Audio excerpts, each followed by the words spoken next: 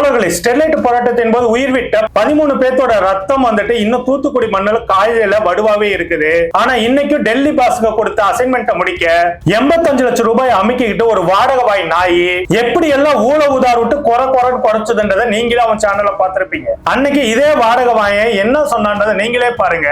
அப்படிப்பட்ட இந்த வாடகை வாயன் தான் இப்ப என்ன சொல்றான், இந்த ஊர்ல பிளான்ட் ஸ்டார்ட் ஆச்சுன்னா பாதிக்கப்பட போது ஃபர்ஸ்ட் தூத்துக்குடி மக்கள். இதே வாடகை வாயன் தான் இன்னைக்கு ஸ்டெர்லைட்டோட கிரீன் காப்பர் ப்ரொபோசலோடைய பிராண்ட் அம்பாசிடரா மாறி வேதாந்தா நிறுவனத்துக்கு சொம்பு தூக்கி இருக்கான். எங்க எதை தூவி போட்டாலும் இந்த வாடகை வாயம் வந்துட்டு அங்க போய் வாயை வச்சு நக்காம இருந்ததே கிடையாது. அந்த வேலையை தான் இப்பவும் செஞ்சிருக்குது இந்த வாடகை வாயம். Guys, this is pure clown behaviour. நம்ம தமிழ்நாட்டோட தென்பகுதியோட என்விரான்மெண்ட்டை காலி பண்றதுக்கு கார்பரேட் நிறுவனங்களும் சேர்ந்து இந்த சோசியல் மீடியா மாஃபியாக்கள் பெரிய லெவல்ல ஸ்கெட்ச் ரெடி பண்ணிட்டு இருக்குது. அதை பத்தி தான் இந்த வீடியோல வந்துட்டு இன்னும் டீடைலாவா பார்க்க போறோம். மறக்காம இந்த வீடியோ உங்க நண்பர்களுக்கு ஷேர் செய்வதோட மை சென்னை 360 சேனலை சப்ஸ்கிரைப் செய்து ஆதரவு கொடுங்க.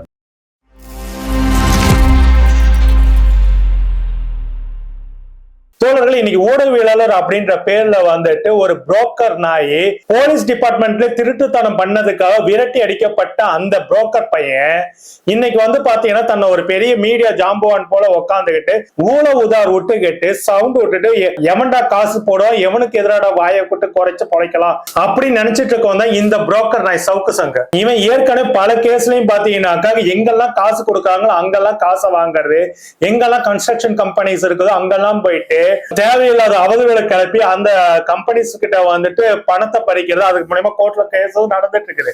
இந்த மாதிரியான எச்சத்தனமான வேலைகள் செஞ்சு கல்லாக்கற்றவன் தான். இவனை கைது செஞ்சு சிறையில் அடைச்சுக்கிட்டு வெளியில வந்தோடனே பாத்தீங்கன்னா இவனுக்கு லக்ஸுரி கார் வருது, அது மட்டும் இல்லாம லக்ஸுரியான ஒரு வீடும் கிடைக்குது. அப்படின்னாக்கா இதுக்கெல்லாம் பணம் எங்க இருந்தா வந்ததுன்றது குறித்து எந்த ஒரு கேள்வியும் எழுப்பல. கடந்த திமுக ஆட்சியில இவன் மேல எத்தனையோ வழக்குகள் போட்டு இவனை உள்ள தள்ளதுக்கு பதிலா இவன் எப்படி இந்த சொத்து சேர்த்தான் அப்படின்ற கணக்கு என்ன சஸ்பெண்ட் செய்யப்பட்டு கட்டின பொண்டாட்டிக்கும் பிள்ளைக்கும் கூட வந்து பாத்தீங்கன்னா படிப்பு செலவுக்கு காசு கொடுக்கறதுக்கு இல்லைன்னு சொல்லிட்டு அவங்க ஒரு பக்கம் வந்து பாத்தீங்கன்னா இத்தனைக்கு 2வது மனைவியோட தான் இந்த ஜீவனாம்சத்துல இருக்கு, அது கூட கொடுக்க முடியாதுன்னு சொன்ன லக்ஸுரியான வாழ்க்கையை வாழ்றா. லக்ஸுரியான வாழ்க்கையை வாழ்ந்துகிட்டே இருக்கக்கூடிய இந்த நபர் வந்து பாத்தீங்கன்னாக்கா எப்படி இவனுக்கு இவ்வளவு சொத்து வந்ததுன்னு குறித்து வந்துட்டு கடந்த திமுக ஆட்சியில கூட அதை கண்டுக்காம விட்டதுனாலதான் இன்னைக்கு இந்த ஊழ உதார் நாய் வந்து பாத்தீங்கன்னாக்கா கார்பரேட் கடை எல்லா இடங்களையும் இவன் பேசுறதெல்லாம் மக்கள் நம்புறாங்க அப்படின்னு இவன் பேசுறதையும் நம்புறது ஒரு பெரிய கூட்டம் இருக்கு அப்படின்றதுனாலே பாத்தீங்கன்னாக்கா இந்த வாடகை வாயன் யார் மேல எதை எப்படி வேணாலும் பேசுவான், யாரை எப்படி வேணாலும் குறை சொல்லி பேசுவான். அவங்களே காசு கொடுத்தா அவங்களுக்கு ஆதரவோ திடீர்னு பல்ட்டி அடிச்சு பேசக்கூடிய ஒரு எச்சத்தனமான பொழப்ப வந்து பொழைச்சிட்டு இருக்கிறவன் தான் இவன் கூட 2 துடுப்புகள் இருக்கும். இதுங்கெல்லாம் சேர்ந்துகிட்டு வந்து பாத்தீங்கன்னா இன்னைக்கு ஸ்டெர்லைட் போராட்டத்தை கொச்சைப்படுத்தி அந்த போராட்டமே வந்து பாத்தீங்கன்னாக்கா மாவோயிஸ்டுகளால சமூக விரோதிகளால் நடத்தப்பட்டது அப்படின்ற மாதிரி எல்லாம் சித்தரிச்சு எச்சக்கள்ளத்தனமா வந்து பேசியிருக்கா. இதெல்லாம் பாத்தீங்கன்னா வெறும் 85 லட்சம் ரூபாய். இதெல்லாம் பாத்தீங்கன்னா 85 லட்சம் ரூபாய் இந்த நாய்க்கு வந்துட்டு ஸ்டெர்லைட் நிறுவனம் வந்துட்டு அதான் வேதாந்தா நிறுவனம் வந்துட்டு தூக்கி போட்டதுனால அந்த பொறைய கவிக்கிட்டு இந்த நாய் வந்து பாத்தீங்கன்னாக்கா இன்னைக்கு இடதுசாரி சிந்தனையில கூடிய அமைப்புகளை வந்துட்டு பாத்தீங்கன்னா இழிவுபடுத்தி கொச்சப்படுத்தி இவங்கெல்லாம் போய் தான் இதெல்லாம் பண்ணாங்க. இவனே தான் வந்து பாத்தீங்கன்னாக்கா இந்த போராட்டம் நடந்த போது அந்த இப்ப எந்த சிசிடிவி ஃபுட்டேஜை காட்டானோ அதே சிசிடிவி ஃபுட்டேஜை வச்சுக்கிட்டு இவனுடைய நண்பனுடைய சேனல் அதாவது ஃபெலிக்ஸ் ஜெரால்டோடைய சேனல்ல உக்காந்துக்கிட்டு எந்த அளவுக்கு வந்துட்டு அந்த போராட்டத்துக்கு ஆதரவா பேசினா அப்படின்றது தெரியும். காவல்துறை அந்த இடத்துல எப்படியெல்லாம் இதாச்சு எப்படியெல்லாம் சுட்டு கொண்டாங்க அப்படின்றதுல இவனை டீட்டெயில் பண்ணி பேசிட்டு இன்னைக்கு வந்து பாத்தீங்கன்னாக்கா 85 லட்சம் ரூபாய் இவனுக்கு பிச்சை உளுந்த உடனே வேதாந்தா ஏற்கனவே மிரட்டி தான், இவனுக்கு எப்பவுமே மிரட்டி தானே மத்தவன்ட்ட பிளாக்மெயில் பண்ணி தான் இவன் வந்து பணத்தை பறிச்சு ஏதாவது ஒரு கம்பெனிக்கு போட்டு உன் கம்பெனியை பத்தி நியூஸை போட்டுருவேன். ஏற்கனவே மதன் வெளியிட்ட ஆடியோலே பாத்தீங்களா நல்லா தெரியும். எப்ப மதன் எங்க இருக்கிற உன்னை பத்தி ஒரு நியூஸ் வைப்பா, உன் வீட்டுக்கு ஏதோ போலீஸ் வர போதாமா கொஞ்சம் வந்து என்ன பாருப்பா அப்படின்னு பேசின அந்த மதன் ரவிச்சந்திரன் வெளியிட்ட ஆடியோல நம்ம வந்து கேட்டிருப்போம். அப்படிப்பட்ட இந்த நாய் வந்து பாத்தீங்கன்னாக்கா இன்னைக்கு 85 லட்சம் ரூபாய் பிச்சை வேதாந்த நிறுவனம் பிச்சை போட்ட உடனே போராட்டத்தை நடத்தின இயக்கங்கள் மீத வந்துட்டு அப்படியே பாஞ்சு தவறான். Like seriously bro, what is the sudden obsession with green Sterlite? Anil Agarwal உங்களுக்கு வந்து பணத்தை கொடுத்த உடனே தூத்துக்குடி மக்கள் எல்லாம் உங்களுக்கு ஆன்டி சோசியலிஸ்ட் ஆயிட்டாங்களா?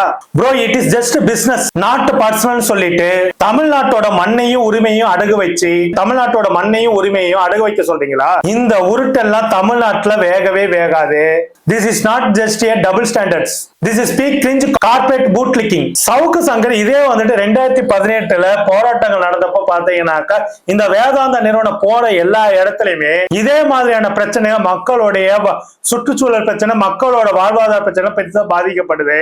சத்தீஸ்கர்ல உரிமைக்காக போராடுற பழங்குடி மக்களை மாவோயிஸ்டுகள் சொல்லி வேட்டையாடுறது இதே வேதாந்த நிறுவனம் தான். ஆப்பிரிக்க நாடுகளோட வளங்களை சுரண்டதெல்லாம் இவங்க தான் சொல்லிட்டு பலவிதமான பேட்டிகள் அந்த சமயத்தை வந்து கொடுத்தாங்க. நல்லா நோட் பண்ணி பாத்தீங்கன்னாக்கா இவங்க எல்லாம் பேசுறது எப்படின்னாக்கா அன்னைக்கு ட்ரெண்ட்ல என்ன இருக்கோ அதுக்கு சாதகமா பேசினாக்கா, உண்மையை சொன்னாக்கா ஆன்டி கவர்மெண்டா பேசுறேன். அதாவது வந்துட்டு இவனுக்குள்ள சவுக்கு சங்கருக்குள்ள எந்த ஒரு கட்சி இதெல்லாம் கிடையாது. யாரும் அன்னைக்கு ஆளுங்கட்சியா இருக்காங்களோ அவங்களை எதிர்த்து பேசணும். அவங்களுக்கு எதிராக பேசும்போது மட்டும் ஒரு 6 மாசம் 1 வருஷத்துக்கு வந்து பார்த்தீங்கன்னா அவங்களுக்கு ஆதரவா பேசி தன்னை அவங்களுக்கான ஆளா காட்டிக்கிட்டு அங்க இருக்கிறவங்களை எல்லாம் இது பண்ணி ஒரு பாலிஷ் போட்டு வச்சுக்குவோம். அதுக்கு அப்புறமேட்டு பாத்தீங்கன்னாக்கா இவன் நினைச்ச காரியம் நடக்கல. 2021 திமுக ஆட்சி அமைத்த போது கூட இவனுக்கு பத்திரிகையாளர் நல வாரியத்தை வந்து இவனுக்கு இவனோட ஃப்ரெண்டு ஃபெலிக்ஸுக்கும் பொறுப்பு கொடுக்கல அப்படின்ற காரணத்துக்காக இவனு அதுக்கப்புறம் தான் அந்த பத்திரிகையாளர் நல வாரியத்துல வந்துட்டு உறுப்பினர்கள் சேர்க்கை அறிவிக்கப்பட்டதுக்கு அப்புறம் தான் இவனுங்கெல்லாம் திமுகவே எதிர்க்க ஆரம்பிச்சானுங்க. திமுக ஆட்சி அப்ப எதிர்க்க ஆரம்பிச்சாங்க. அதுக்கு முன்னாடி வரைக்கும் பாத்தீங்கன்னாக்கா ஒரு 6 மாசம் திமுகவுக்கு ஆதரவா ஜால்ரா தட்டிக்கிட்டு தான் பேசிட்டு இருந்தாங்க. அந்த மாதிரி நபர் தான் இது.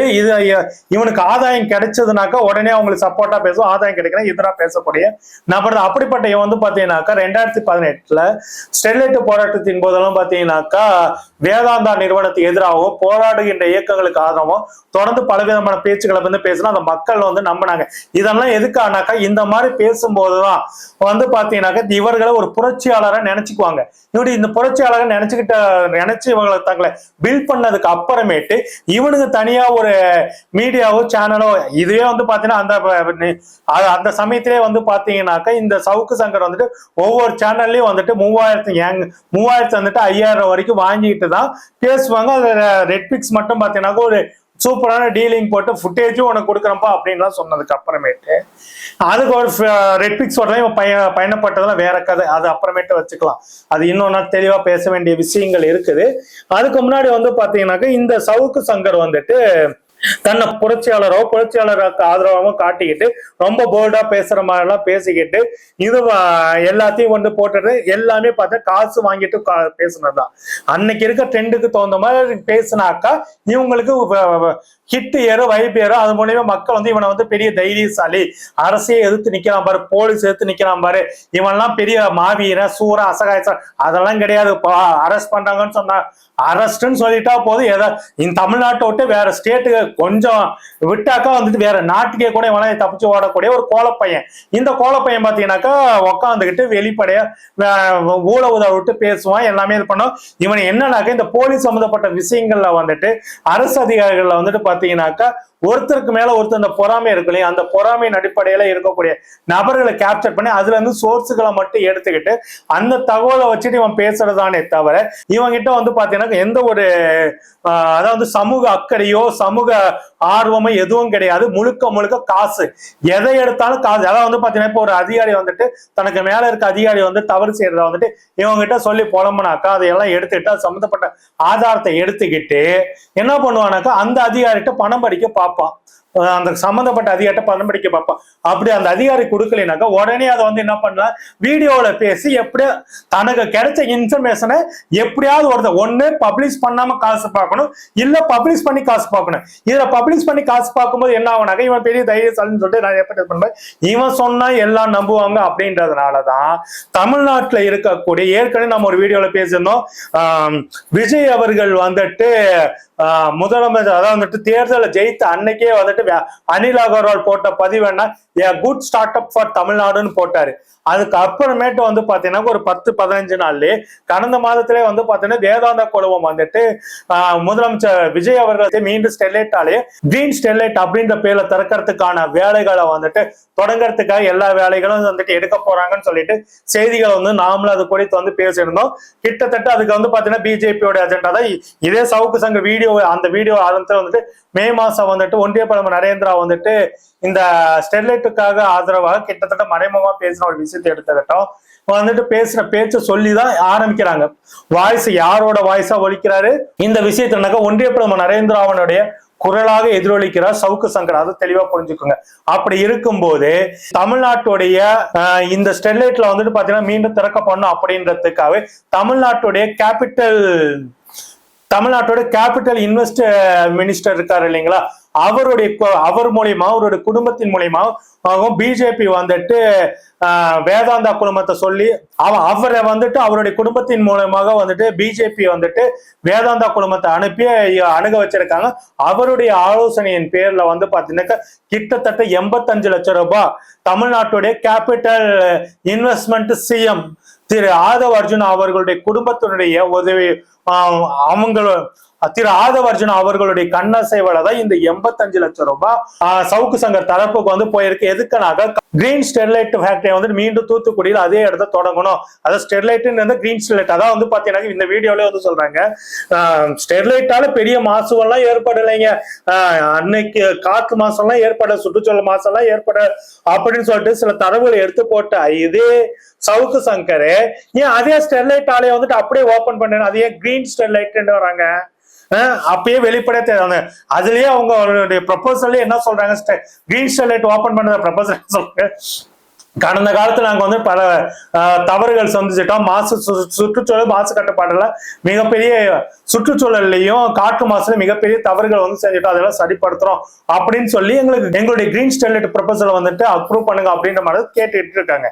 அப்படி இருக்கும்போது பாத்தீங்கன்னாக்கா இது வந்துட்டு அன்னைக்கே அதுல மாசு இல்லை, அன்னைக்கு மாசு இல்லைன்னா அதே ஸ்டெர்லைட் அப்படியே ஓபன் பண்ணிட்டு சொல்ல வேண்டியது, எதுக்கு கிரீன் ஸ்டெர்லைட்னு வரணும் அப்படின்ற கேள்வி எல்லாம் இருக்கு. இது ஒரு பக்கம் இருக்கும்போது ஆதவ் அர்ஜுனாவுடைய கண்ணாசிரியர் ஆதவ் அர்ஜுனா தரப்புல வந்துட்டு சவுக்கு சங்கர் கிட்ட பேசி அவங்க மூலியமா அதான் வந்து பாத்தீங்கன்னா இந்த வாடகவாய் நாய் வந்துட்டு எதை பேசினாலும் நம்பருக்கு ஒரு கூட்டம் இருக்கு, அதை வந்து டிபேட் ஆக்கி அது மூலியமா பாத்தீங்கன்னாக்கா ஸ்டெர்லைட்டுக்கு வந்துட்டு இதுல 2 ஆதாயம் வந்துட்டு தாவேக்காவுக்கு இருக்கு. ஒண்ணு வந்து பாத்தீங்கன்னாக்கா ஸ்டெர்லைட்டை திரும்ப கொண்டு வந்து நிறுத்திட்டாக்கா பிஜேபி வந்துட்டு சமாதானப்படுத்திக்கலாம் அப்படின்ற ஒரு விஷயம். ஏன்னா ஒன்றிய பிரதமர் நரேந்திராவோட குட் புக்கிங்கு போயிடலான்றது ஒரு விஷயம். ஏன்னா காங்கிரஸோட கூட்டணி வச்சது வந்து பாத்தீங்கன்னா அதான் வந்துட்டு திமுக கூட்டணி இருக்கக்கூடிய எந்த கட்சி கழிட்டு போய் வந்துட்டு கூட்டணி வச்சிருந்தா கூட வந்துட்டு பிஜேபியோட கோபத்துக்கு ஆளாம, ஆனா காங்கிரஸோட கூட்டணி வச்சுட்டு காங்கிரஸ்க்கு அமைச்சர் பதவி கொடுத்ததுனால ஏகப்பட்ட காண்ட்ல இருக்கு பிஜேபி ஒன்றிய பிரதமர் நரேந்திராவும் அப்படின்னு கொள்ள அவங்கள சால்ஜாப்பு பண்ணணும். ஒன்றிய பிரதமர் நரேந்திராவுடைய குட் புக்கிங் போனாக்கா இந்த மே மாசம் அவர் பேசுற அந்த பேச்சுகளை வச்சுக்கிட்டு இந்த ஸ்டெர்லைட் வந்துட்டு கிரீன் ஸ்டெர்லைட் அப்படின்ற பேர்ல ரீஓபன் பண்ண வச்சிட்டோம்னாக்கா குட் புக்கிங் போய் ஓரளவு தப்பிச்சுக்கலாம் அப்படின்னு வந்துட்டு தாவேகா தரப்பு நினைக்கிறது. அதனாலதான் நம்மளுடைய capital invest minister CM Aadhav அர்ஜுனாவுடைய தரப்பு வந்து பாத்தீங்கன்னாக்கா சவுக்கு சங்கர் மூலமா இப்ப இருந்து இந்த ஸ்டெர்லைட்டுக்கு ஆதரவாக வந்துட்டு பேசுறதுக்காக 85 லட்சம் ரூபாய் கொடுத்திருக்காங்க அப்படின்ற தகவல்லாம் வீஃபா நியூஸ் சேனல்ல வந்துட்டு இதெல்லாம் போட்டிருக்கிறாங்க அப்படின்ற ஒரு தகவலுக்கு. இன்னொரு விஷயம் வந்து பாத்தீங்கன்னா இதுல வெளிப்படையா சொல்றது என்னன்னாக்கா இந்த மூலியமா இது இன்னொரு முக்கியமான ஆதாயமும் வந்துட்டு கிடைக்கும் அப்படின்றதுதான் தாவேக்காவும் கிடைக்கும். அது என்னன்னாக்கா தூத்துக்குடி எம்பி அவர்கள் யாரு, கனிமொழி அக்கா அவர்கள். அதே போல வந்துட்டு இந்த விஷயத்தை வந்துட்டு அதிமுக எப்படி ஹேண்டில் பண்ணதுனாக்கா தூத்துக்குடி எம்பியாக இருக்கக்கூடிய கனிமொழி அக்கா அவர்களுடைய தயவாலதான் சவுக்கு சங்கர் இப்படி பேசுறாரு அப்படின்ற மாதிரி ஒரு நேரேட்டிவா செட் பண்றதுக்கான வேலைகளையும் ஆதவ் அர்ஜுனா தரப்பே வந்துட்டு அதிமுக வெளிப்படையா தெரியுங்க.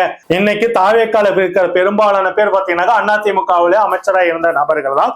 கிட்டத்தட்ட 90% அதிமுக வந்து பாத்தீங்கன்னா தாவேக்கால இணைஞ்சிச்சுன்னு சொல்லிட்டு அவங்களே மாறுதட்டி சொல்லிக்கிறாங்க. அப்படி இருக்கிறது ஒரு பக்கம். இன்னொரு பக்கம் வந்து பாத்தீங்கன்னா இந்த சவுக்கு சங்கர் யாருடைய ஆளு, அதிமுகவுடைய எடப்பாடி பழனிசாமி செல்லப்பள்ள. ஆனா சவுக்கு சங்கருக்கு ஒண்ணுனாக்க எடப்பாடி பழனிசாமி பொங்கி எழுந்துருவாரு. அப்படி இருக்கும்போது பாத்தீங்கன்னாக்கா அப்படிப்பட்ட இந்த சவுக்கு சங்கர் வந்து பாத்தீங்கன்னா கனிமொழி குறித்து வந்துட்டு எந்த ஒரு விதமும் பேசினது இல்லை அப்படின்ற ஒரு காரணத்தை காட்டி எப்பொழுதும் கனிமொழி அக்கா மேல வந்து இதெல்லாம் பாத்தீங்கன்னா வெஞ்சன்ஸா வந்துட்டு எல்லாத்துக்கும் ஒரு ப்ரீ பிளான்டா ஒரு நூல் போட்டு வேலை செஞ்சிருக்கேன் அப்படின்ட்டு தெரியும். சோ வந்துட்டு பாத்தீங்கன்னாக்கா தூத்துக்குடி எம்பி ஆக்கா கனிமொழி இருக்கிறதுனால அவர் மூலியமா தான் இந்த 85 லட்சம் ரூபாய் கை மாறியதாக கதைகளை கட்டி அதிமுக தரப்பு வந்து பாத்தீங்கன்னாக்கா இப்பொழுது திமுக வந்துட்டு இது பண்ணி இது மூலியமா வந்து பாத்தீங்கன்னாக்கா அக்கா கனிமொழிக்கு திமுக தலைமைக்கு ஒரு பிரச்சனையை குடைச்சல் கொடுக்குற மாதிரி ஒரு நெரேட்டிவ் செட் பண்றது.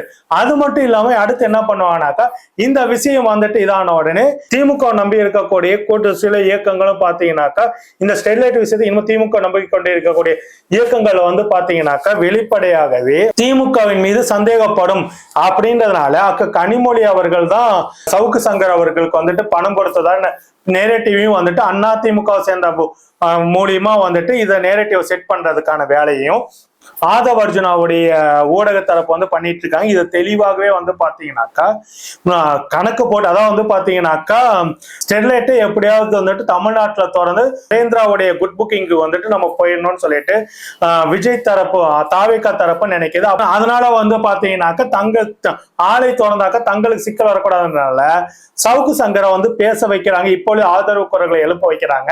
அது மட்டும் இல்லாம அக்கா இந்த விஷயத்துல எப்படியாவது வந்துட்டு இது பண்ணணும், அதிமுகவுக்கும் ஒரு ஃபேவர் பண்ணணும், திமுகவும் இதுல டேமேஜ் பண்ணணும். அக்கா கனிமொழி தான் சவுக்கு சங்கருக்கு வந்து பணம் கொடுக்கறதுக்கான ஏற்பாடுகள் செஞ்சாங்க அப்படின்ற மாதிரி நேரேட்டிவ் செட் பண்ணி அதிமுகவும் ஒரு கேடு கட்ட எச்சத்தனமான வேலையை வந்து பண்ணிட்டு இருக்காங்க அப்படின்றது இங்க பார்க்க வேண்டி இருக்குது. இதெல்லாம் பாத்தீங்கன்னா திமுக வந்து ரொம்ப கேர்ஃபுல்லா திமுகவுடைய வாரியர்ஸ் வந்துட்டு கேர்ஃபுல்லா ஹேண்டில் பண்ண வேண்டியிருக்கு. ஆனா அவங்க வந்து பாத்தீங்கன்னாக்கா அவங்கள இருக்கக்கூடிய பல பேச்சாளர் வந்து பாத்தீங்கன்னா அவங்களுக்குள்ள இருக்கக்கூடிய ஜென்சி டிஎம்கே இளைஞர்களை டார்கெட் பண்ணி பேசுறாங்களே தவிர இந்த விஷயத்தை எல்லாம் வந்துட்டு கண்டுக்காம அப்படியே போயிட்டு இருக்காங்க. உங்க கட்சி சேர்ந்து எம்பி மேல வந்துட்டு இப்படி ஒரு அவதூறு வந்து கிளப்பத்துக்கான வேலைகளை ஆதவ் அர்ஜுனா டீம் வந்து பண்ணிட்டு இருக்கும்போது இவங்க அதையெல்லாம் கண்டுக்காம எச்சத்தனமான வேலைகளை செய்யறாங்க அப்படின்றத இங்க யதார்த்தமா இருக்குன்றதையும் சொல்லிக்கிறோம். சொன்னாக்கா இந்த விஷயத்துல ஆதவ் தரப்பின் மூலியமாக சவுக்கு சங்கருக்கு பணம் கைமாறி இருக்கு அப்படின்றதுல எந்த விதமான மாற்றம் ஏன்னா இதுல இன்னும் அதை விட இன்னொரு விஷயமே இருக்குது. என்னன்னாக்கா இப்ப வந்துட்டு கரூர்ல வந்துட்டு 41 பேர் உயிரிழந்த சம்பவத்துக்கு வந்து பாத்தீங்கன்னா அந்த குடும்பத்தை சேர்ந்த 37 பேர்த்துக்கு வந்துட்டு கவர்மெண்ட் போஸ்டிங் வந்து கொடுத்தாங்க இல்லைங்களா. அதுக்கு பெரிய எதிர்ப்பு வந்த போதே அதுக்கு சமாளிக்கிறதுக்கு இவங்க என்ன பண்ணாங்கன்னாக்கா ஏன் ஸ்டெர்லைட்ல இறந்தவங்களுக்கு அரசு வேலை கொடுக்கலையா அப்படின்னு சொல்லி ஒரு கேள்வி வந்து எழுப்புறாங்களே. அப்படி எழுப்பப்பட்ட கேள்விக்கு வந்து பாத்தீங்கன்னாக்கா இன்னைக்கு நீதிமன்றத்தை வந்து எல்லாத்துலயும் பார்த்தா தற்காலிக வேலையா தான் இருக்கும்னு சொன்னதுக்கு அப்புறமேட்டு இப்பொழுது ஒரு நியாயம் கற்பிக்க பாக்குறாங்க. அந்த நியாயம் என்னன்னாக்கா சவுக்கு சங்கர் மூலியமா இந்த ஸ்டெர்லைட்ல உயிர் நீத்தவர்களை வந்து பாத்தீங்கன்னாக்கா கொச்சைப்படுத்துவதன் மூலயமா அந்த போராட்டத்தை கொச்சைப்படுத்துவதன் மூலயமா இது வந்துட்டு ஒரு பயங்கரவாத சதி செயல், இது வந்து பாத்தீங்கன்னா வெளிநாட்டு பணத்தை வந்து இறங்கினது அப்படின்ற மாதிரிலாம் பேச்சுக்களை வந்து கொடுக்கறதன் மூலியமாக இதை போட்டோன்னு என்ன பண்ணுவாங்க தாவேக்கால இருக்கக்கூடிய வல்கர் வாரியர்ஸ் அவனுக்கு தான் அறிவே கிடையாது இல்லைங்களா. இவன் இப்ப கொளுத்தி போட்டிருக்கான் உடனே அவனுங்க பிடிச்சுக்கிட்டு அடுத்து வந்துட்டு இந்த ஆட்டத்தை வந்து ஆடிட்டு இருப்பாங்க. ஸ்டெர்லைட் போராட்டத்தை கொச்சப்படுத்துற வேலையும் இனி தாவேக்கா வாரியர்ஸ் பார்த்துக்குவாங்க. அந்த மாதிரி வேலைகளையும் இது வந்து நடக்கும். சோ ஒரே கல்லுல தமிழ்நாட்டுடைய கேபிட்டல் இன்வெஸ்ட் மினிஸ்டர் திரு ஆதவா வந்து பாத்தீங்கன்னாக்கா அவங்க தரப்பு போட்ட காய்கள்ல வந்து பாத்தீங்கன்னாக்கா கிட்டத்தட்ட 4-5 மாங்காய்கள் அவங்களுக்கு சாதகமா விளம்பரம் இருக்குது. உண்மை சொன்னாக்கா அதிமுகவுடைய எடுபடியா இருக்கக்கூடிய சவுக்கு சங்கர் திட்டம் போட்டே வந்துட்டு இந்த மாதிரி வேலைகள் வந்து செஞ்சுட்டு இருக்காங்க அப்படின்னுக்குள்ளேயும் அதுக்கு வந்து பாத்தீங்கன்னா அதிமுக தரப்பு இதுக்கான வேலைகளை செஞ்சுட்டு திமுக மீது இதையும் திசை திருப்பறதுக்கான வேலையை தெளிவா செஞ்சுட்டு இருக்காங்க அப்படின்றது இங்க பார்க்க முடியுது. ஆக மொத்த தோழர்களை ஒட்டு மொத்தமா ஆதவ் அர்ஜுனோட பிளான் வந்துட்டு இந்த ஸ்டெர்லைட் விஷயத்துல நடந்திருக்கு. இன்னும் கொஞ்ச நாள்ல வந்து பாத்தீங்கன்னாக்கா மேபி ஸ்டெர்லைட் வழக்குல வந்துட்டு தமிழ்நாடு அரசு பின்வாங்கல் ரீதியான ஒரு அறிக்கையை வந்து தாக்கல் செய்ய அது மூலமா ஸ்டெர்லைட்டை வந்து மீண்டும் கிரீன் ஸ்டெர்லைட் அப்படின்ற பேர்ல தொடக்கிறதுக்கான அனுமதி வந்துட்டு எல்லாத்தையும் இதே தாவேக்கா அரசு செய்வதற்கான வாய்ப்புகள் நிறைய இருக்கு அப்படின்றது இந்த வாடகவாய் நாய் சவுக்கு சங்கருடைய பேச்சு வந்துட்டு வெளிப்படையா தெரியுது. என்ன நடக்குது என்பது குறித்து பொறுத்து வந்து பார்ப்போம் தோழர்களே. இந்த வீடியோ உங்க நண்பர்களை ஷேர் செய்வதோடு மறக்காம மை சென்னை 360 சேனலை சப்ஸ்கிரைப் செய்யவும் உங்களுடைய கருத்துக்கள் என்னன்றதை மறக்காம கமெண்ட் செக்ஷன்ல தெரிவிங்க தோழர்களே. நன்றி, வணக்கம்.